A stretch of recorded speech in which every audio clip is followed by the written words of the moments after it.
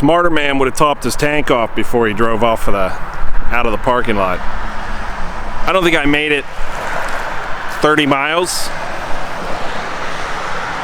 I thought the tank was all but full, and my tank gauge isn't working right now.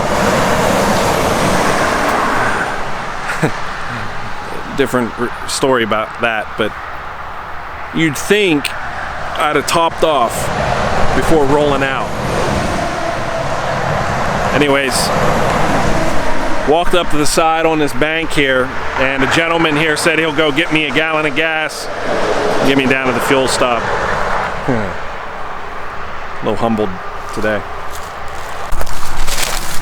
So this is what he brought me. Full gallon. I want to get this thing in and get the jug back to him. I'll be right back. So I fueled up and I got the can back to him, what's left, and I'm right here on the highway, so it's not a good spot for me to be doing this.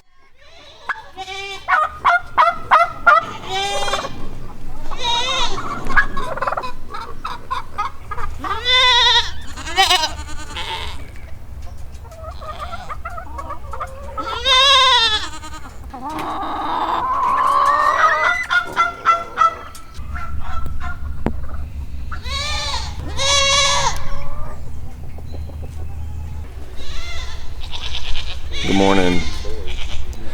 I'm just starting the day here. Ed is feeding the critters, and I just kind of land at the coolest places sometimes. Talk about animal lovers. They're animal lovers. Let's go look at the pig this morning, and then I'll update you on the fiasco yesterday. Let's go see the pig.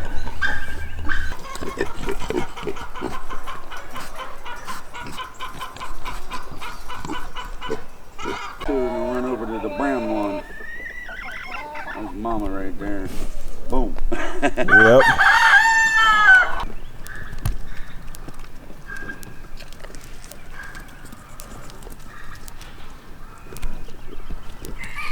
So I'm just south of Roanoke, Virginia. And this is essentially about 15 minutes from where I had my big wreck here last fall. And the gentleman that I'm staying with, he's actually the gentleman who picked up my guitar and all my gear off the ground, and well, he just hung on to it for the night while I was in the hospital. I was just in the hospital overnight, and then I left. But he came out and met me at the restaurant right where I crashed, and he set me up with all my stuff again, got me back on my way. Well, I reached out to him. I said, hey, I'm coming down for Daytona, and I could use a place to stop there right around Roanoke. And of course, being the generous guy he is, he of course put me up. So coffee is brewing this morning, but I feel like I should talk about the gas fiasco. Simple as it was, I just ran out of gas.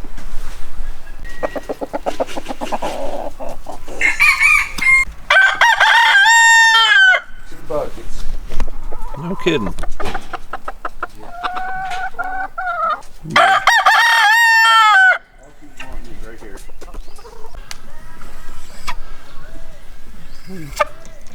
She's a lover. Oh yeah. More than pepper.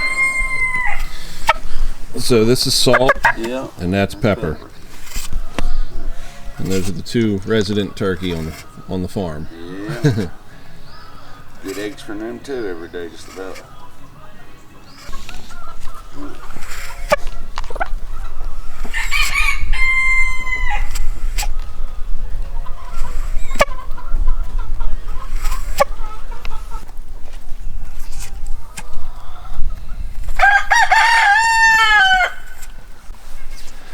So yeah, I ran out of gas. Whenever I had to do the electrical for the signals and stuff on the bike, I took the tank off and redid some wiring. And apparently at some point, I undid an important wire. An important wire, what I mean is the fuel gauge doesn't work. So the fuel gauge shut down, and I had some fuel, of course. I filled the tank up as much as I had for fuel. basically what I drained out of the tank, I refilled. Well, it was pretty full, and I rode it into town and out to my dad's old place a few times, but I really didn't think I used much fuel. I was just mistaken, because there was a couple trips in there that I just didn't register. So the fuel level being low as it is, and a wise man would have topped off his tank before he left town. That's not your boy. So I'm rolling down the highway, I'm getting some kickback, a little bit of, basically the bike backfires. So if you don't know, if your bike's backfiring, you need to pull off the next exit and get some fuel, because you're out. That is the bottom of the tank. When it's starting to backfire like that, it's sucking some fuel in, but it's missing it. So you have a little bit in the hose, just enough to kind of get you to the next exit, like I said. But I didn't put 2 and 2 together. I was trying to get to the gas station because I was suspicious, you know what I mean? But ultimately, I just didn't make it. Fortunately, I just walked up over the bank, and there's a gentleman up there. He was shooting his, I don't know, it sounded like a .222 or something like that, a smaller caliber rifle. It's target shooting. And I just asked him, I said, hey, you happen to have any fuel? He says, do you have a tank? You know, something to carry it in? And I said, I don't. Do you? And he stopped for a second. He's like, yes, I do. I'll be right back. Stay right here. So it's kind of funny. He looked back and he said, you can stay. You don't mind waiting? And I got nowhere else to be. So we had a little laugh about that. But he ran down and he brought back that green jug you guys saw. It's just a glass like wine jug essentially. And he got me back on the road. His name's Ryan. Very doubtful who'll ever watch this video. He's not a YouTube guy. He doesn't do the socials and all that stuff. He was proud to tell me that he still uses a flip phone. But we had a cool little conversation about the blessed years, and he was talking about something that's written. The cats are chasing the chickens. So, little family feud going up there. One of the cats jumped up at the chickens. But Ryan was telling me that the scripture promises us what it calls 70 years, which you can do the math on that. I'm not sure exactly what 70 works on, but he's essentially beyond those years. So he's not promised anymore. These are just blessing years. And so we were having this conversation. I was like, so you're living in the blessed years, the best years, the blessing years where you get to bless the grandkids and then send them home. That's the life he's living. And I'm like, man, you know, I'm a songwriter, so I'm always writing a song. And I'm like, there is a song in that. So thank you, Ryan, not just for the fuel, but for a cool song idea too. So I'll work on that. Maybe that'll be something. The blessed years. Cool. I'm gonna go in and get some coffee. Good morning, everyone. I had the good fortune, I met up with a young lady who plays the piano. She plays the keys of all sorts. As you can see, it's a little studio here. And this is Ed's wife. Ed helped me by picking up all my equipment off the highway. You guys remember from the story. Well, she plays piano, and we have this old piano here, vintage. And it's just exciting to be around the real sound of vintage aged instruments. So I want to do a little singing over this, and I thought I'd share that with y'all. I've been a wrecker, I've been a builder, I've been stone cold and loveless, ain't that just like a biker? I've been a coward, yeah, I've even run away. Yet I've worn the boots, and I don't mean to brag, but I've even been brave, both proud and ashamed of my name. And you've been a good wife, unfaithful all the same. Let your wandering eyes pull you away. You're a good mother, at least when you're around. Got a heart as big as this country's wide, but keep your feet on the ground. Both a child and a strong woman. just wrecked your heart, and you broke mine. Been burning down this love of ours like it's a good time. Let's go out on a 3-day cruise and make up.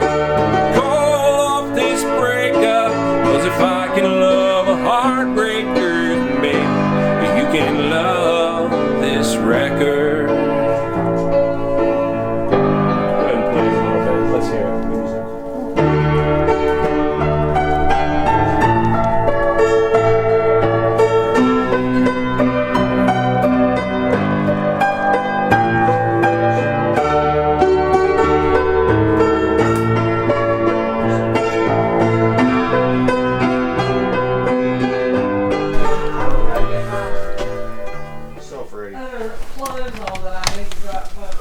All right, very good. I'll meet you out there.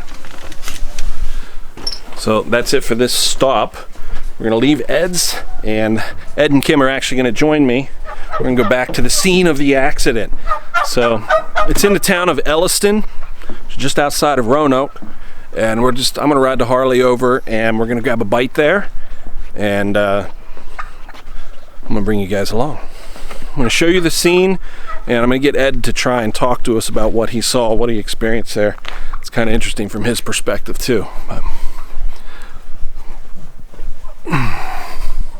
So let's head over to the scene of the accident. Look where I made it back to.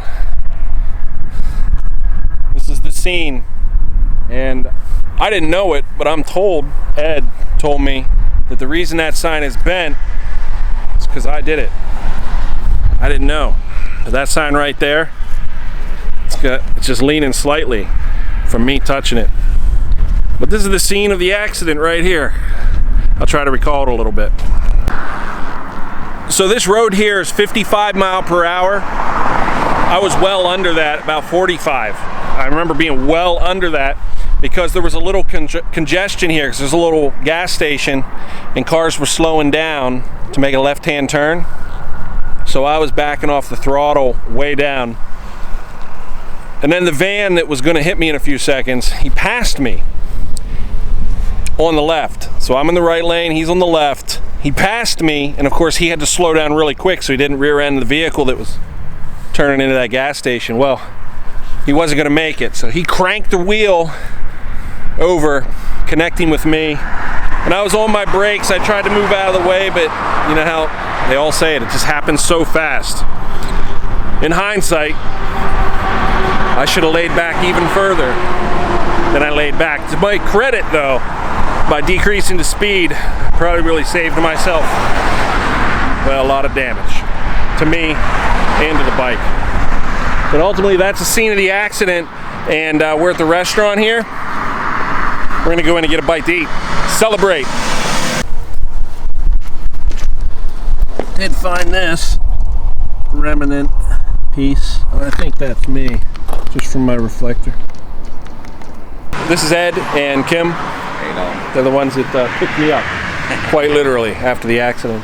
That's but right. Kim is saying that, well, she has some insight for me. There was an accident on the interstate, which is just maybe 2 miles that way, and so there was a lot of heavy traffic.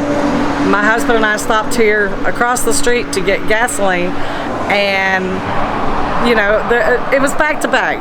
Everybody was kind of touching each other on the road because of the heavy traffic, and all of a sudden we heard skid marks, and only saw a van stop and people get out of the van, and it dawned on Eddie then that there was a bike. It had to be a bike because no other cars were, you know, stopping.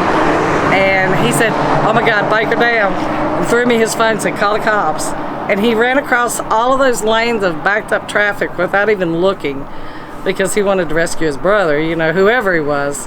And so today we celebrate that brother and the fact that he made it out. Amen.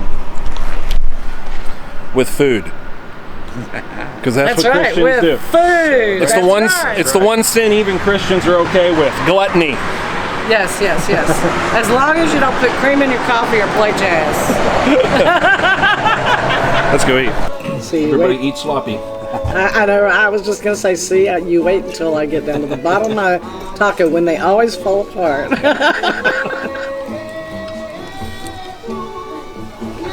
So Ed and Kim took off. It's just you and me now. I lost my mic for my helmet, so I can't put you in there, but from here we're heading down south, gonna move toward Savannah. That's the end of this chapter, guys. If you haven't subbed, I appreciate it if you would. But till the next one, much love, much respect.